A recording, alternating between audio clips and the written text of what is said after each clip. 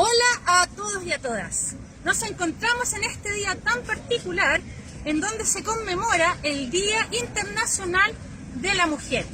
Y para esto hemos querido estar presentes, por supuesto, una vez más a través de nuestro Facebook para todos nuestros seguidores y contarles un poco sobre algunas mujeres emblemáticas de nuestra historia. Para esto recorreremos parte del casco histórico con una de nuestras rutas llamada Mujeres en la Historia de Chile. Ahí conoceremos algunas mujeres con características únicas que en cada una de sus épocas destacaron con hazañas que dejaron su huella marcada hasta nuestros días. Pero para esto, primero, es muy importante que tengamos en cuenta y recordemos por qué es que se conmemora este día en esta fecha.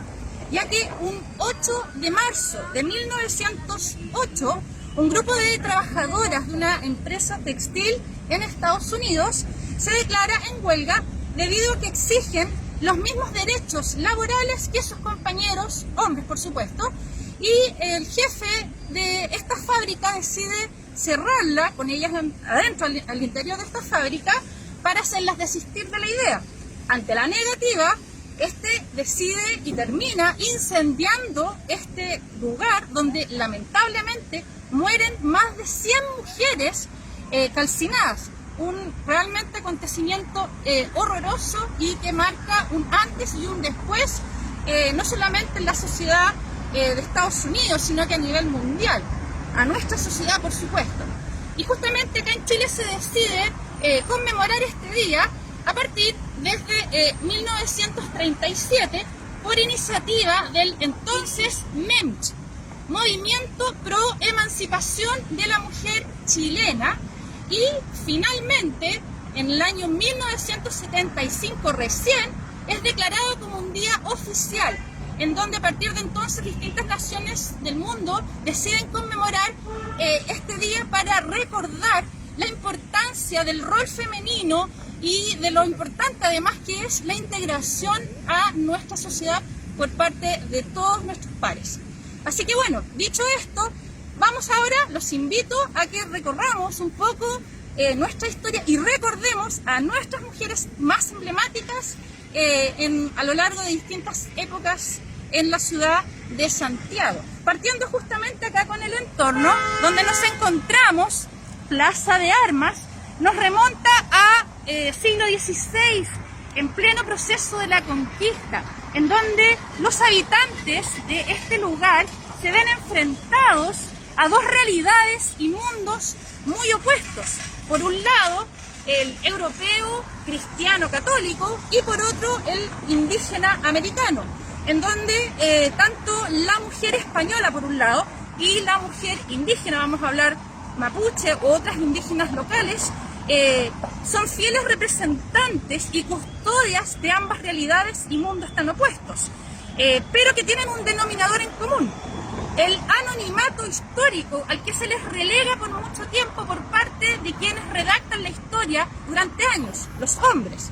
Y lamentablemente quedan fuera muchas de estas hazañas que son tal vez bajo perfil, y se destacan algunas pocas mujeres que tomaron participación en actividades que estaban destinadas principalmente al territorio masculino, ya sea por ejemplo actividades bélicas o de carácter político.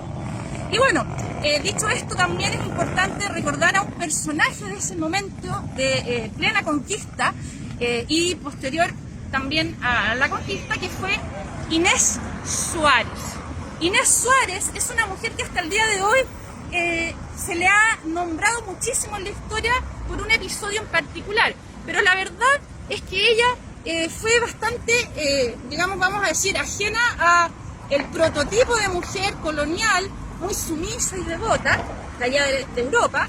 Ella enviuda y decide viajar hacia América, cosa bastante inusual, debido a que no estaba permitido que una mujer viajara sola, imagínense. Y tuvo que conseguir permiso, venir acompañada de una sobrina, hasta que llega al Virreinato del Perú y conoce a Pedro de Valdivia, fundador de la ciudad de Santiago, con quien no solamente trabaja codo a codo y se, digamos, enlista en las filas como un soldado más, sino que además se transforma en su pareja y decide viajar, emprender esta aventura hasta este lugar con más de 100 soldados, la única mujer, a través del desierto y llegar hasta acá, a estas tierras desconocidas. Pero ella va a tener rol fundamental en muchos distintos episodios de este viaje. Por ejemplo, ella encontró, según las crónicas, logró encontrar agua en el desierto para poder así salvarse de morir de sed, ella y los soldados. También en otro episodio se habla de que ella habría descubierto un complot en contra de Pedro de Valdivia, salvándole la vida. Y así sucesivamente. Ella participa en muchos otros capítulos de este gran proceso de conquista. Pero el capítulo que más la destaca, tal vez hoy día no muchas de las personas lo saben, algunas tal vez sí lo saben, es un día 11 de septiembre de 1541, en donde hay un gran enfrentamiento acá en lo que era conocido como la Plaza Mayor en ese entonces, en donde por supuesto los indígenas locales no están para nada contentos con la llegada de este invasor, y se enfrentan en una batalla muy sangrienta durante muchas horas, a lo cual después de esto, estando Inés presente y no así Pedro de Valdivia, ella toma la decisión de ordenar sacar unos prisioneros, caciques indígenas que estaban allá, la otra vez lo mencionamos por ahí, en los calabozos, que era como una cárcel en ese entonces, y ahí le ordena a los soldados sacar a estos prisioneros y darles muerte.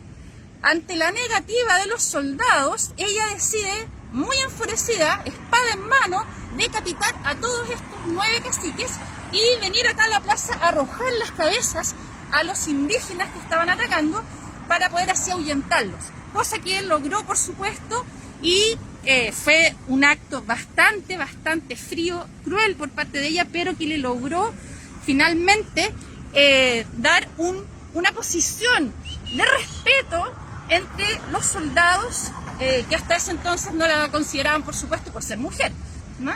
Así que bueno, ella va hasta el día de hoy saltar a la historia por este episodio, como yo les mencionaba, que tiene que ver más bien con un carácter bastante más masculino, ¿no? Ahora les quiero también contar, si nos acercamos camarita, hacia el frente nuestro tenemos enfrente la iglesia catedral de Santiago, que nos evoca, nos rememora muchos personajes, ya que, no sé si todos ustedes saben, en las iglesias de acá de Santiago, las antiguas, se usaba tradicionalmente enterrar a las personas, a los ciudadanos, católicos por supuesto, y no es la excepción.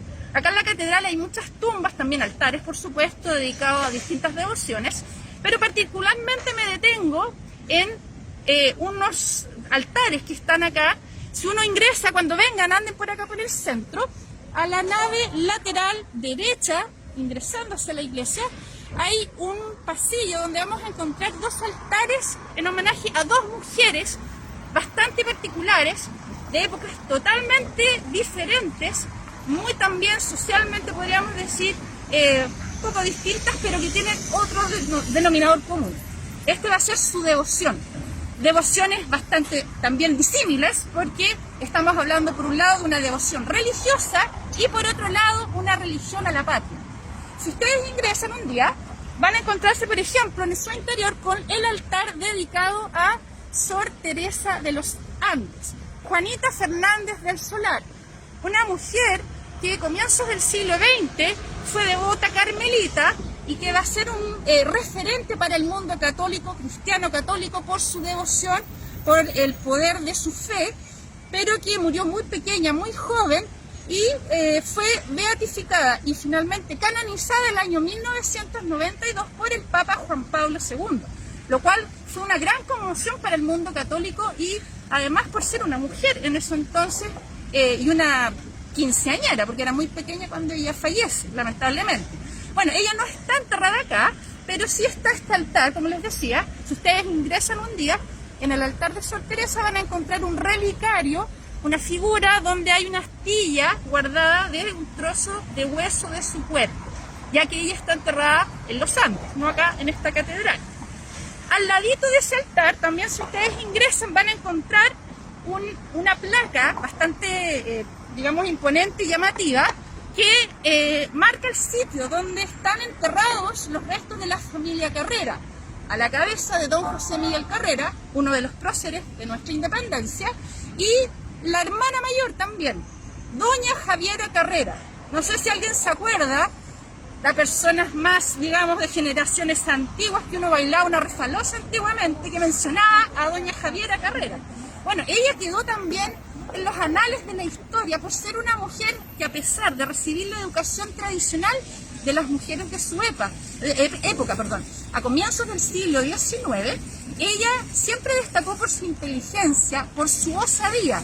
Una mujer que tuvo la osadía, por ejemplo, de azarosamente desligarse del seno familiar, de su esposo y de sus hijos, por una causa mucho más noble y mucho más, tal vez, importante para ella, que era seguir a sus hermanos en esta causa independentista, y esto demuestra su gran devoción a la patria.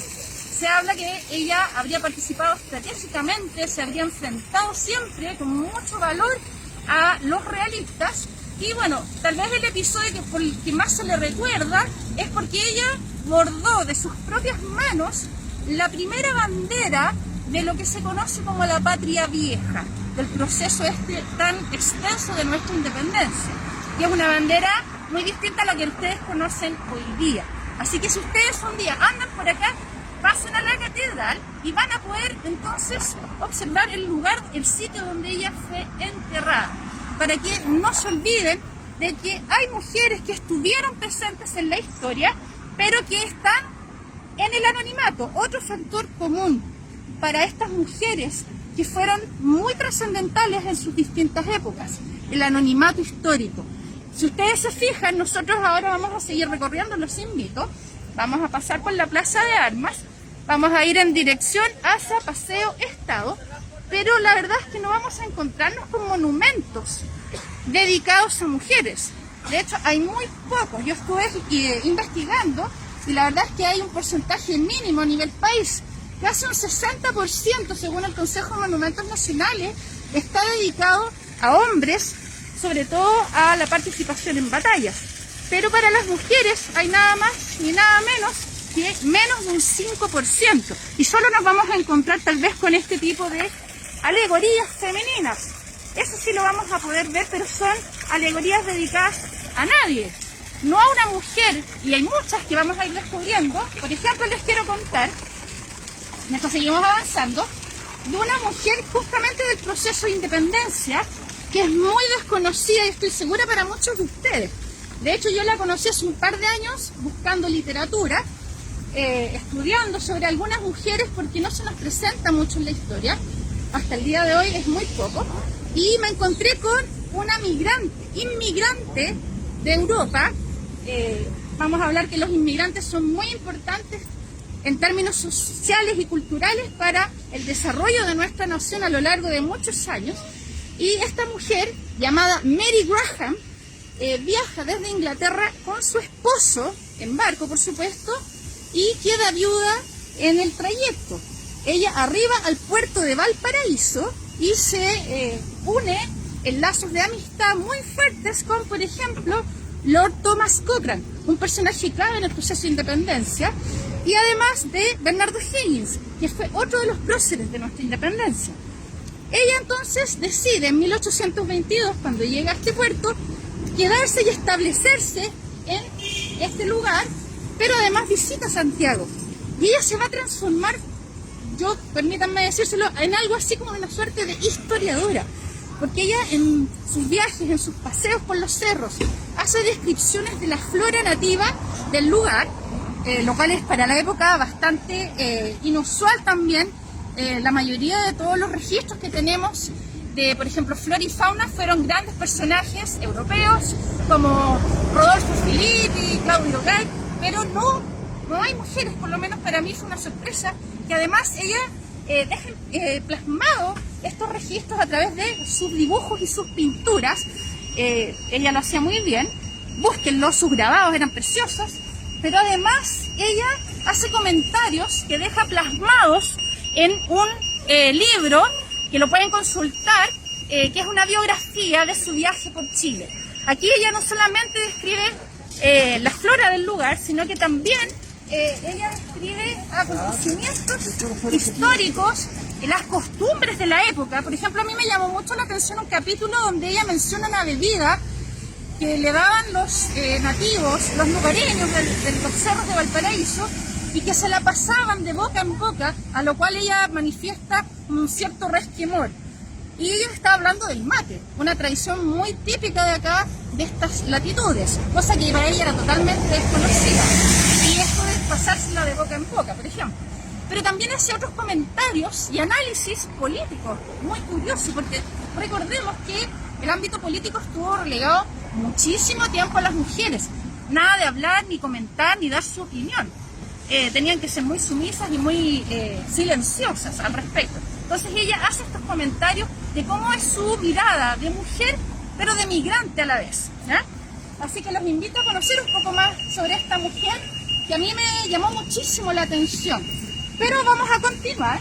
Los invito ahora, vamos a seguir acá por, no sé si reconocen el sector, muchos de ustedes habrán transitado por aquí diariamente, el famoso Paseo Estado. El Paseo Estado nos evoca a un hito al cual nos vamos a dirigir ahora y que tiene que ver, nuevamente nos retrocedemos a los tiempos de la colonia.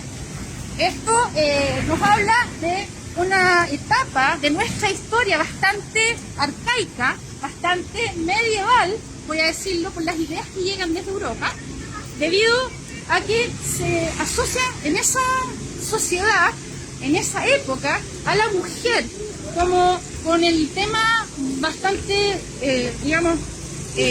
enlazado de lo que es las ceremonias mágico-religiosas, por ejemplo, los rituales ceremoniales y con pactos con el demonio. Eso viene de Europa y se inserta fuertemente en nuestra sociedad patriarcal en ese entonces, por mucho tiempo, debido a que hay una fuerte presión también de la Iglesia Católica, la cual resguarda mucho poder en el Estado chileno. Y van a ser muchas las persecuciones hacia las mujeres, por ejemplo, recordando que ellas no tienen en realidad ningún derecho y se deben reunir a veces en forma anónima, en forma clandestina. Muchas de estas mujeres además manejan, por ejemplo, algunos conocimientos que van heredándose de boca en boca sobre tratamientos, curaciones que no estaban permitidos porque eran considerados demoníacos, eran considerados herejes, que tienen que ver con, por ejemplo, preparaciones de hierbas naturales. Así que bueno, en este sentido es bastante curioso el cómo esto va a ir creciendo.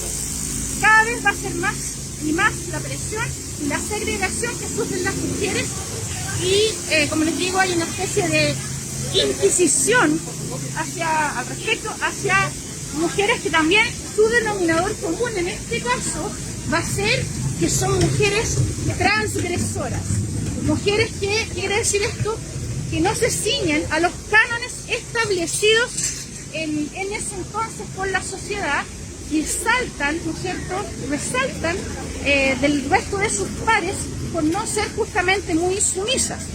Y en este sentido vamos a hablar de un personaje que encarna muy bien esta figura. En el siglo XVII se presenta una de las mujeres más poderosas y más ricas, también dueña no solo de una gran fortuna, sino que de una gran belleza. Se habla de que era una mujer a la cual se podría decir todos los hombres caían rendidos a sus pies, porque además llamaba la atención por el color rojizo de su pelo. Esperan algunas pistas, a ver si se acuerdan o ya están reconociendo a este personaje. Ella era conocida como Catalina de los Ríos y Lisperger, pero más bien llamada la Quintrala. Y eso es debido al color rojo de su pelo, que le hacían similar a un, vamos a decir, una especie como de peste, a un arbusto, que es muy rojo, búsquenlo, que es justamente un parásito que se deposita en algunos árboles. y que estos, al sufrir este parásito, se empiezan a secar, a morir. Esto entonces va a gatillar el nombre de esta mujer, de este personaje del cual yo les hablo, que encarna la figura de una mujer. Yo voy a decir, tal vez para esa época, si hubiera existido el concepto de feminismo, ella habría sido una de las precursoras del feminismo, ¿ya? Era una mujer muy transgresora, pero déjenme decírselo, la admiro hasta el día de hoy porque creo que fue muy valiente, a pesar de que dicen que tenía un carácter del horror, como lo tenemos muchas de nosotras, pero la verdad es que la Quintrala era una mujer que no se sometía al yugo patriarcal, no se sometía a ningún hombre, no se dejaba dominar, y eso no gustaba, por supuesto, en la sociedad, que era muy inquisidora, como les dije anteriormente, que estaba totalmente controlando los actos y todo lo que las mujeres pensaban y decían. Ella, como les digo, no hace caso omiso a lo que la sociedad en ese entonces tenía establecido. Pero además ella se rebelaba contra los preceptos y cánones de la iglesia de su momento. Eso tal vez habría llevado a que la tildaran de una mujer demoníaca, de una mujer malvada, tirana, pero también tiene que ver, por supuesto, con su calidad de estatus social. Ella fue heredera de una de las mujeres más poderosas de estas tierras, que era Águeda Flores. Y ella hereda sus tierras, pero además hereda este carácter. Y posteriormente, entonces, la Quintrala va a ser conocida por actos de brujería, de satanismo. Se habla de que ella azotaba y maltrataba a los hombres porque, miren, acá nosotros nos estamos acercando a una galería. Hasta ahora está el comercio bien, digamos, entrando a abrir, bien cerrado todavía, pero en esta galería, que se llama Galería La Plaza de las Agustinas, donde hay muchos locales hoy día comerciales, ella vivió en este lugar. Este es el sector donde había estado su casa, se describe en las crónicas, y ella aquí cometería estos actos de brujería, azotaba a sus sirvientes, lo cual no era, digamos, la única persona, no era, digamos, una excepción, porque muchos dueños de latifundios tenían sus esclavos y realizaban los mismos actos. Pero ella, por ser mujer, llamaba la atención a esto, saltaba a la regla. Pero además de todo esto, hay un episodio que es el que más la, digamos, catapulta a la fama, vamos a decir, de alguna manera, que va a ser un día en que ella, en su casa justamente, estaba con una sirvienta y a esta mujer se le pide que le lleve un mate, que le sirva un mate, y por algún motivo, no sé cuál sería, ella, la Quintrala, se le ocurre que esta sirvienta la quiere envenenar. Entonces ella decide tomar una vela y derramarle la cera caliente en su cuerpo. Igual fue un acto bastante, digamos, poco humano, pero al acto siguiente ella se da vuelta a mirar una figura que estaba en un altar que ella tenía. Era una mujer muy católica, como todos, y era una figura de un Cristo tallado en madera que estaba en su casa, y ella, al darse vuelta y lo mira, y se enfurece y le infiere las siguientes palabras: yo no quiero ningún hombre que me ponga mala cara en mi casa, así que te vas fuera. Y lo arroja acá a la calle. En ese entonces, estamos hablando del siglo XVII, imagínense el escándalo que debe haber sido eso, y pasa a quedar en los anales de la historia como una mujer totalmente loca, diabólica, malvada. Bueno, en fin, este Cristo, si ustedes un día andan por acá, nuevamente vamos a ir tomando estos hitos históricos de la ciudad, lo pueden encontrar justamente acá en la iglesia. Vamos a cruzar ahora. Miren hacia acá, seguramente han entrado, si no se las presento. Esta es la iglesia de San Agustín. En su interior, cuando ya haya posibilidad de visitar, ustedes saben que hoy día hay muchas iglesias que están cerradas, pero en algunos momentos hay misa. Cuando ustedes algún día visiten o vengan a misa, los que son creyentes, van a encontrarse en algún momento con esta figura, que tengo entendido que por ahora la habían resguardado, pero en algún momento, cuando vuelva a estar ahí en su posición original, en la nave lateral izquierda, al final, ahí la van a encontrar en cuanto esté nuevamente ahí. Esta figura era la que le habría pertenecido a ella, la figura del Cristo conocido como el Señor de Mayo.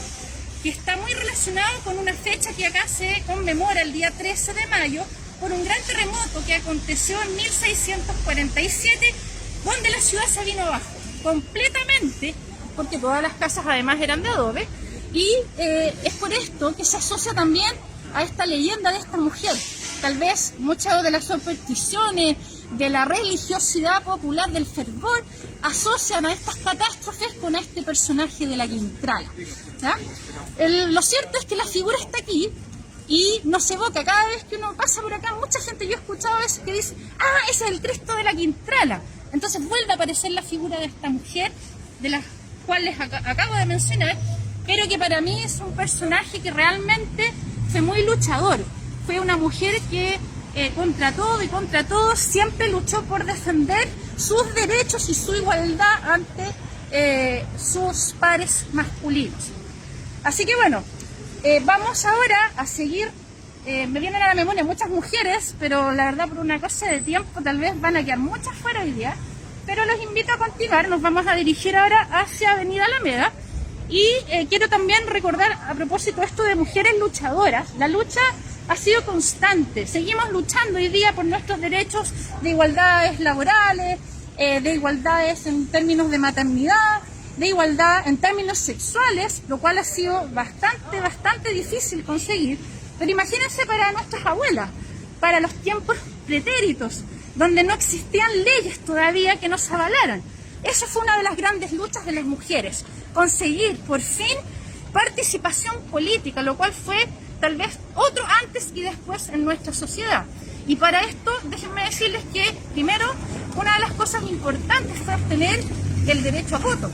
Pensemos que para 1813, recién, estamos hablando proceso de independencia, albores de la independencia, recién un 10%, imagínense, un 10% de las mujeres sabían leer y escribir. Bastante, me llama mucho la atención, bastante en desmedro de nuestros pares masculinos. Por lo tanto, no hay posibilidades de acceso a ninguna cosa, ni a la educación, ni al conocimiento, a las ciencias, tal vez un poco el tema de las artes, donde de a poco se van abriendo espacio a las mujeres, también con mucha dificultad hasta el día de hoy.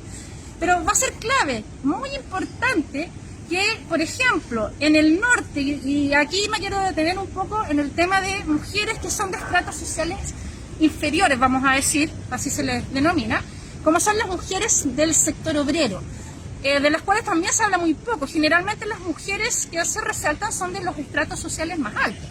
También hay una diferencia ahí.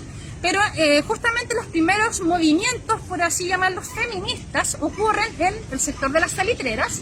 Específicamente hay uno que se llamaba Belén de Zárraga, en 1913, donde va a ser importantísimo el apoyo en este caso de algunos personajes hombres, ¿ah? A la diferencia de lo que uno puede pensar de que los hombres, y si bien hay un sector que es bastante retrógrado al respecto, siempre están presionando y están, digamos, haciendo caso omiso a estas solicitudes, a estas demandas. Hubieron personajes como, por ejemplo, Luis Emilio Recabarren y su esposa Teresa Flores, allá por el norte, donde ellos apoyan, no solamente apoyan, sino que instan a las mujeres a exigir sus derechos y a unificarse, a trabajar colaborativamente, a unirse en una causa común, obtener espacios que estaban prohibidos, espacios en el mundo de la política y en el mundo de nuestra sociedad patriarcal. Entonces, recién vamos a decir que con el paso del tiempo, por ejemplo, 1917, un sector de mujeres del sector más dominante empiezan a movilizarse, a unirse, a reunirse y a organizarse. Y gracias a eso, recién en 1935, escuchen bien, 1935 es primera vez que una mujer en nuestro país logra acceder a votar en elecciones municipales, no total, no digamos una votación parcial, no amplia, y posteriormente en 1949 por fin se logra bajo una ley que firma en ese entonces el presidente Gabriel González Videla, la ley 9.929, que me costó aprendérmela, En ese entonces recién a él se le insta a firmar y a por fin dar el voto amplio para que la mujer no solamente participe en elecciones presidenciales, sino que además puedan participar como candidatas y ser elegidas en cargos como senadora, etcétera, y otros cargos a futuro. Otro hito que para mí es clave, porque ya teniendo una palestra en, digamos, en el Senado, digamos, en el Congreso, le va a ser un poco más fácil a las mujeres, aunque no crean que sea tan así, poder empezar a buscar y redactar algunas leyes. Ahora, esto fue gracias también, por supuesto, a la presión de muchas mujeres. No fue, obviamente, algo que desde el Estado hubiera surgido así espontáneamente. Fue siempre la presión y la organización, insisto en esto, de las mujeres. Y en este sentido, una de las grandes impulsoras y gestoras de esto fue una abogada, una mujer, Elena Caffarena, una gran y emblemática abogada, quien ya desde la época de la universidad, ella participa ampliamente en estas reuniones, apoyando, por ejemplo, mucho el movimiento obrero, ya que ella recibió mucha influencia de Luis Emilio Recabarren, que mencioné anteriormente. Ella conoce este mundo y le fascina, y como abogada, ella utiliza esta herramienta para poder luchar desde su conocimiento, desde sus propias herramientas, para obtener este voto femenino. Así que Elena Caffarena se va a transformar en un ícono. Ella además fue una de las creadoras, fundadoras de este, digamos, de este movimiento que yo mencioné anteriormente, el MEMCH, Movimiento Pro Emancipación de la Mujer Chilena, el cual fue también un gran logro, donde participan, por supuesto, no solamente ella. También déjenme mencionarles que gracias a esto muchas se incorporan a esta lucha. Una de ellas, Amanda Labarca. Amanda Labarca, grande, como dice mi compañera aquí, una gran profesora, escritora. Siempre va a ser muy importante el apoyo desde el ámbito educacional, de los profesores me refiero en general, pero en este caso hablando de esta mujer profesora, quien se gradúa muy joven, ella también quinceañera. Le costó mucho, porque así como muchas mujeres, entrar al ámbito de la educación y a tener espacio en carreras, diversas carreras, no era tan fácil por muchos años. Ella entonces crea, por ejemplo, en 1915 el Círculo de la Lectura para Señoras, y esto permite ampliar un poco el espectro, ya que hasta eso entonces la lucha había sido de los estratos más altos. Ella incorpora además a esta nueva clase media naciente, donde participan muchas profesionales, luchando por esta igualdad de condiciones en ámbitos como el ámbito laboral también, cultural, entre otros. Aunque participan de todas las áreas, de todos los estratos, ella siempre recibió muy generosa a todas las mujeres de todos los ámbitos. Pero continuamos entonces ya hacia nuestro último hito. Vamos a ir desplazándonos siempre por acá, por la calle o Paseo Estado. Ya hacia el fondo vamos a empezar de a poco a divisar la avenida Alameda, donde nos vamos a encontrar con un ícono de nuestra ciudad en términos arquitectónicos, pero también que, yo siempre digo, los monumentos, edificios patrimoniales, no solamente son importantes por su antigüedad, sino que nos evocan a personajes y momentos claves de la historia. Y en este caso, hablando de lo que veníamos hace un rato atrás, de este tema de la incorporación, de la lucha, de la participación de nosotras, de nuestras abuelas, voy a decir, en el espacio social y cultural, otra gran lucha fue el acceso a la educación. Porque déjenme decirles que, si bien a partir de 1842 ya contamos con una universidad, la vamos a ver a continuación, que seguramente ya ustedes se deben imaginar, que voy hacia la Alameda, con ese Paseo Estado, nos vamos a encontrar un poquito más adelante con la Casa Central, la Casa de Estudios de la Universidad de Chile. Esta gran casa de estudios fundada por Andrés Bello en 1842, que fue un hito también para el desarrollo de nuestro país a través de la educación, que contó con el apoyo de muchos inmigrantes, de muchos profesionales de distintas áreas, europeos, la mayoría de ellos, pero había una deuda pendiente, había un debe con respecto a esto, ya que el ámbito de la educación superior, el acceso a la universidad estaba vedado para las mujeres. Imagínense que ya habíamos contado con una ley desde 1877, teníamos la ley Amunátegui, que lleva ese nombre porque fue redactado y apoyado, entre otros, por el ministro en ese entonces, en 1877, Miguel Luis Amunátegui. Y en esta ley entonces se permite el acceso de las mujeres a la educación superior, 1877. Pero la verdad es que no fue nada más que tal vez un papel, porque no fue tan fácil. Las mujeres, como les decía, tenían que ir acompañadas para poder ingresar a la sala de clases. ¿Se imaginan lo que es eso? Ir con alguien, porque era mal visto que una mujer anduviera sola por la calle, y con mayor razón si era soltera, mucho más terrible que si fuera casada. Entonces no fue fácil que la mujer se educara. Ahora, esta ley, la ley Amunátegui, también se debe por la presión, organización y lucha constante desde el mundo del profesorado, en particular de dos mujeres muy importantes para la educación en este sentido, Isabel Lebrun y Antonia Tarragó. No vamos a encontrar, vuelvo a lo que mencioné antes, ningún monumento acá, pero curiosamente ellas sí tienen uno.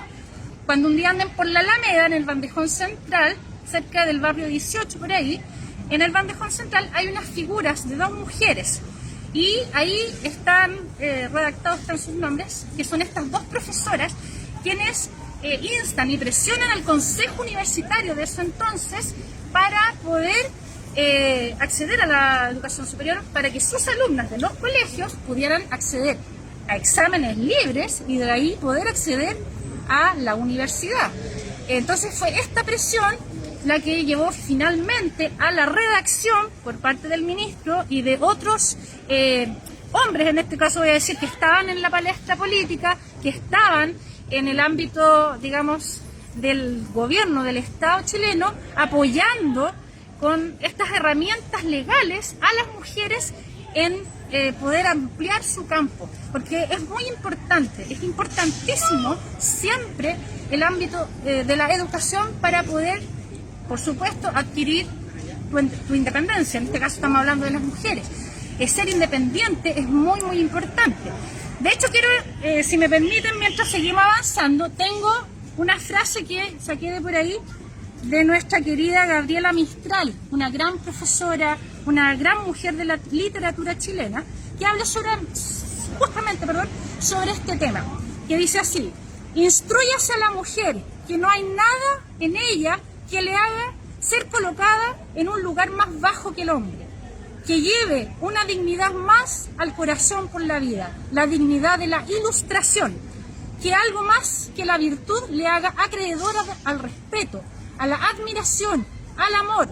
Tendréis en el bello sexo instruido menos miserables, menos fanáticas y menos mujeres nulas, que pueda llegar a valerse por sí sola y deje de ser aquella criatura que agoniza y miseria si el padre, el esposo o el hijo no la amparan.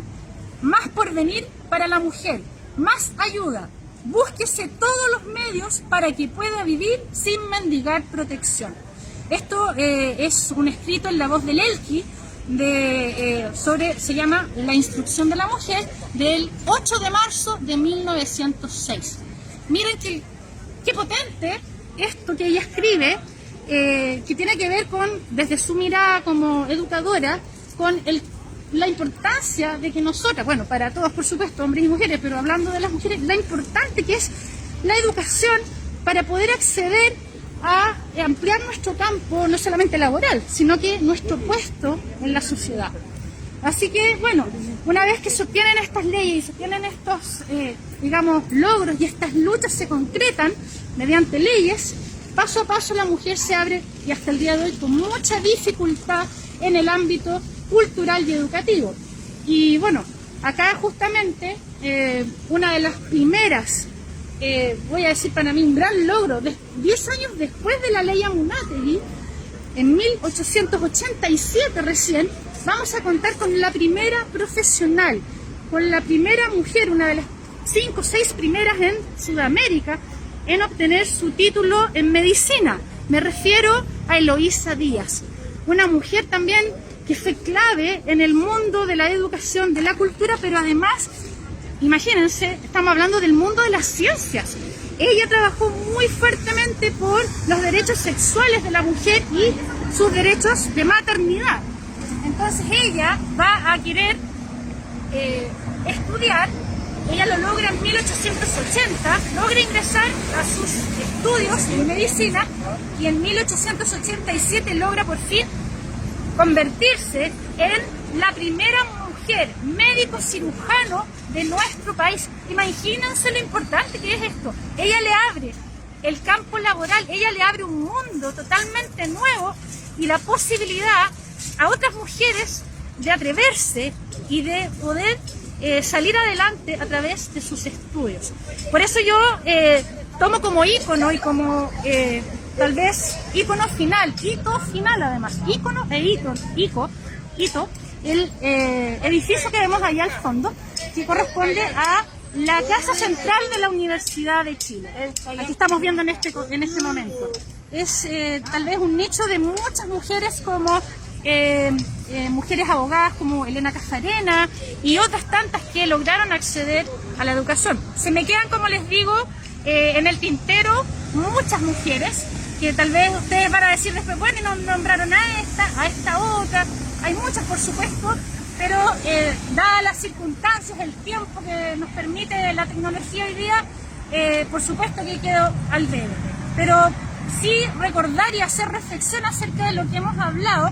Fíjense que en todo el trayecto no vimos ningún monumento, les vuelvo a hacer hincapié en eso, ningún monumento dedicado a ninguna mujer importante o clave, o cuyo rol ha dejado su huella, cuyo rol fue muy importante para nosotras hoy día, gracias a estas, yo digo, nuestras abuelas, a estos personajes, a estas mujeres, es que nosotras hoy día tal vez seguimos exigiendo, por supuesto, estamos exigiendo todavía muchos derechos, pero tenemos muchas cosas que nuestras abuelas no tuvieron. Y es gracias a esta lucha, a la organización de estas mujeres. Así que bueno, antes de terminar, voy a citar por última vez a otra gran mujer que también tuvo una vida muy azarosa en lo femenino, desde su mirada como mujer, una mujer del ámbito de la literatura, que digamos, yo creo que fue bastante controvertida por su estrato social. Me refiero a Teresa Bilsmont. No sé si la conocen, pero si no, busquen sobre ella porque de verdad es muy interesante su vida como mujer. Ella escribió, entre otras cosas, lo siguiente: soy Teresa Bilsmont y aunque nací 100 años antes que tú, mi vida no fue tan distinta a la tuya. Yo también tuve el privilegio de ser mujer. Es difícil ser mujer en este mundo.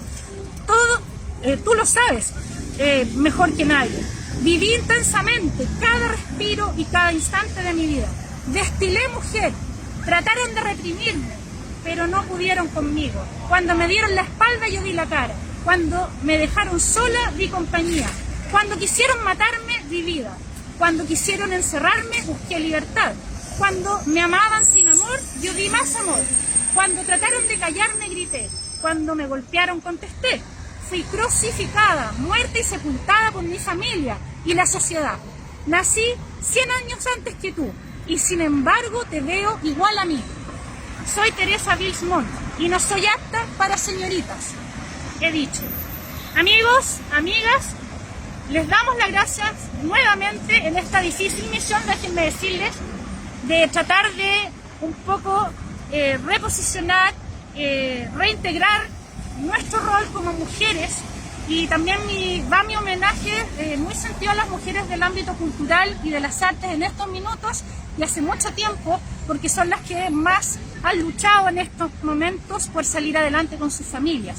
Y porque además, como hemos visto, el mundo de la educación y de la cultura es clave, es fundamental, y con el apoyo siempre de nuestros pares hombres para llegar hacia una sociedad mucho mejor y más justa. Muchas gracias por esta transmisión, por esta oportunidad, y nos despedimos hasta un siempre, quizás en otra transmisión. Nos vemos en otra oportunidad y conmemoremos este día del 8M.